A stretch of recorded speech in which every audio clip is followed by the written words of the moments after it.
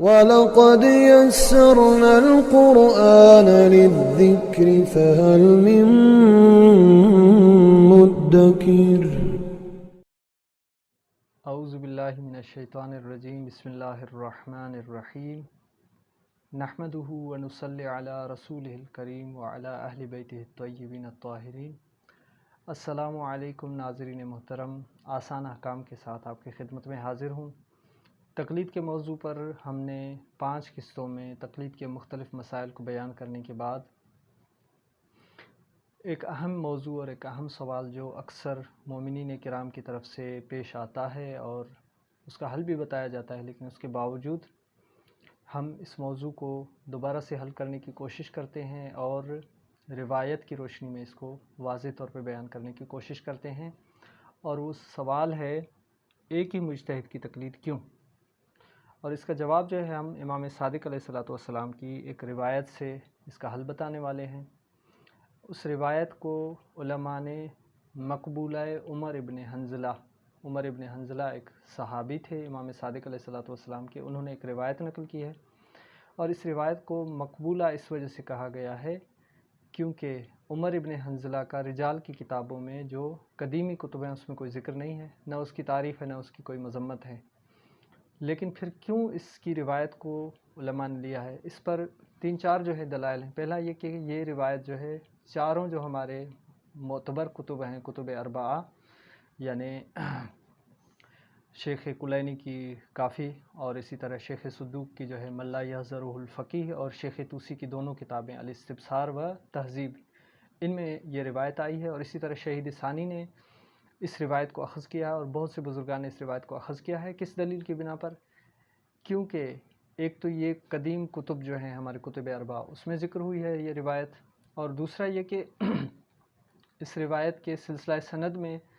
اصحاب اجماع میں سے، اصحاب اجماع ان صحابہ ائمہ طاہرین علیہ السلام کو کہا جاتا ہے جن کی روایتیں جو ہے بہت زیادہ موثق ہیں، یعنی بہت زیادہ اتھینٹک ہیں۔ اگر روایتوں کی سند میں ان کا نام آ جائے تو وہ روایتیں بہت زیادہ اتھینٹک ہیں۔ ان میں سے ایک ہیں یحییٰ ابن صفوان، جو اس روایت میں 3 طریقوں سے اس کا نام آیا ہے، اس وجہ سے علماء نے اس روایت کو مانا ہے۔ اور دوسرا یہ کہ اس روایت کا جو متن ہے، جو اس کا ایک کنٹین ہے، وہ دوسری وہ والی روایتیں جو اسی کنٹین والی ہیں ان کے ساتھ مطابقت رکھتی ہے، اگرچہ عمر ابن حنظلہ جو ہے قدیم رجالی کتب میں اس کا ذکر نہیں ہوا، لیکن اس کے باوجود اس روایت کا جو کنٹین ہے وہ اصحاب اجماع کی جو روایتیں ہیں ان سے مخالفت نہیں رکھتا، اور خود اس روایت میں اصحاب اجماع میں سے یحییٰ ابن صفوان کا نام آیا ہے۔ اور تیسرا یہ کہ یہ روایت جو ہے کتب اربعہ میں چاروں کتب میں، یعنی جو میں نے نام لیے ان چاروں کتب میں اس روایت کا ذکر ہونا جو ہے وہ ہے، اور یہ روایت صریح طور پہ ہمیں ایک مجتہد کی تقلید کرنے یا ایک مجتہد کی بات کو قبول کرنے کی طرف لے جا رہی ہے۔ عمر ابن حنظلہ جو ہے امام صادق علیہ السلام کے پاس آیا اور فرمایا کہ اگر ہمارے 2 مومنین کے درمیان کسی شرعی مسئلے پہ، جیسے میراث کا مسئلہ ہے، جیسے مثال کے طور پہ حدود اور قضاء کے جو مسائل ہیں ان پہ اختلاف ہو جاتا ہے، تو کیا وہ حاکم وقت کی طرف رجوع کر سکتے ہیں؟ تو امام علیہ السلام نے فرمایا کہ نہیں، حاکم وقت کی طرف رجوع نہیں کر سکتے، کیونکہ اللہ تعالیٰ نے قرآن مجید میں ارشاد فرمایا ہے یریدون ان یتحاکموا الی الطاغوت، کہ وہ لوگ چاہتے ہیں کہ طاغوت کو اپنے اوپر حاکم بنائیں۔ وقد امروا ان یکفروا بہ،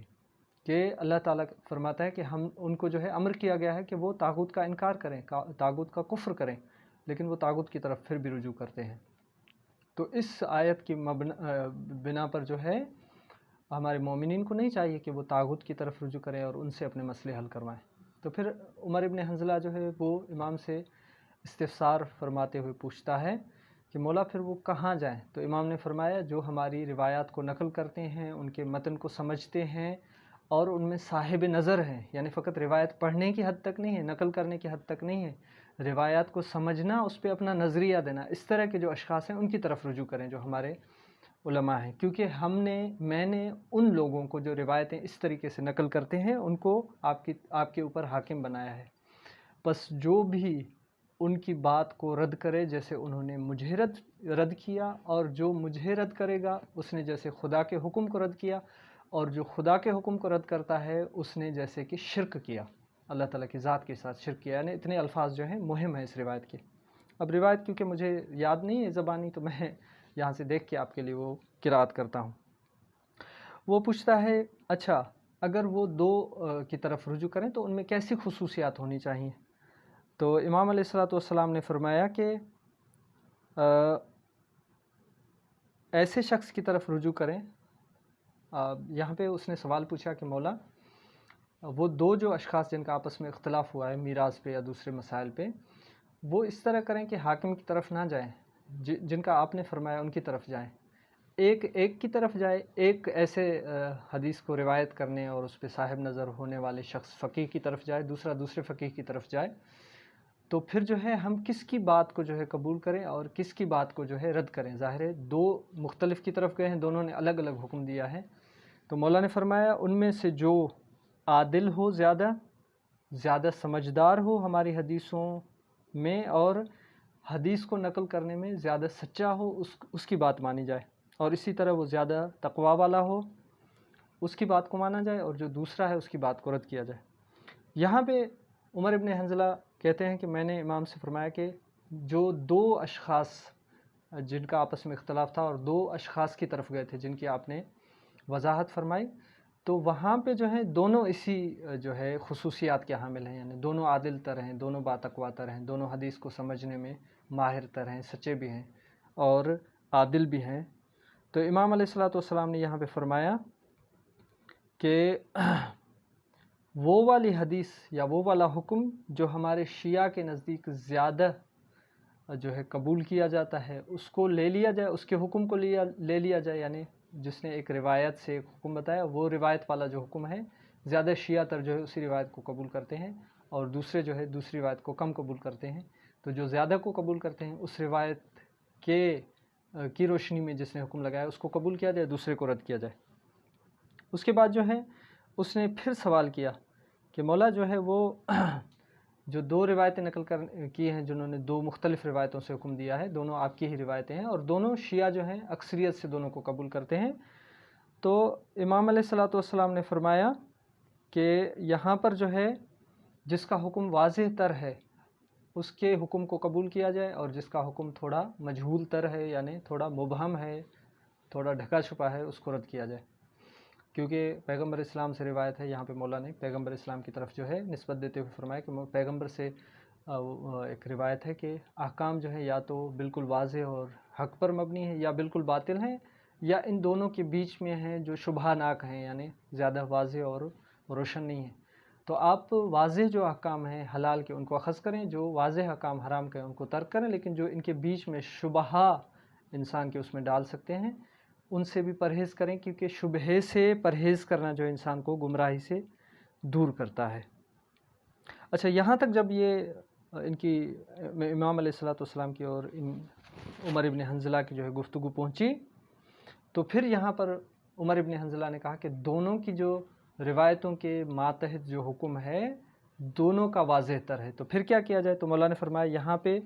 جس کا حکم قرآن اور سنت اور دشمن کی جو ہے مخالفت میں ہے اس کا لیا جائے، اور جس کا حکم قرآن و سنت سے تھوڑا ایک طرف اور دشمن جو ہے ہمارے ان کے نزدیک تر ہے اس کو رد کیا جائے. پھر یہاں پہ اس نے فرمایا قربان ہو جاؤں آپ پہ، اگر دونوں کا حکم جو ہے کتاب خدا اور سنت کے ساتھ جو ہے موافقت رکھتا ہے، یعنی ان کے ساتھ جو ہے قسم کا برابری رکھتا ہے، اور ساتھ ساتھ جو ہے آپ کے جو دشمن ہیں ان کی مخالفت میں ہے، تو ان میں سے جو ہے کس کا حکم لیا جائے؟ تو امام نے فرمایا کہ جو حاکم وقت ہے نا، طاغوت والا، وہ جو طاغوت والا حاکم وقت ہے، جو حکم اس کو راضی کرنے کا سبب بنے یا اس کی رضائیت کا سبب بنے اس کو ترک کیا جائے، اور جو حکم جو ہے اس کو ناراض کرنے کا سبب بنے وہ لے لیا جائے. اور پھر اس کے بعد جو ہے امام نے فرمایا کہ اگر ایسی روایتیں جو ہمارے دشمنوں کے بالکل قریب ہوں دونوں روایتیں، تو اس وقت پھر کیا کیا جائے؟ تو امام علیہ الصلوۃ والسلام نے وہاں پر وضاحت دیتے ہوئے فرمایا کہ جب معاملہ اس حد تک پہنچ جائے کہ اب کہیں سے جو ہے تشخیص نہیں ہو رہی حکم کی، تو پھر یہ معاملہ جو ہے آپ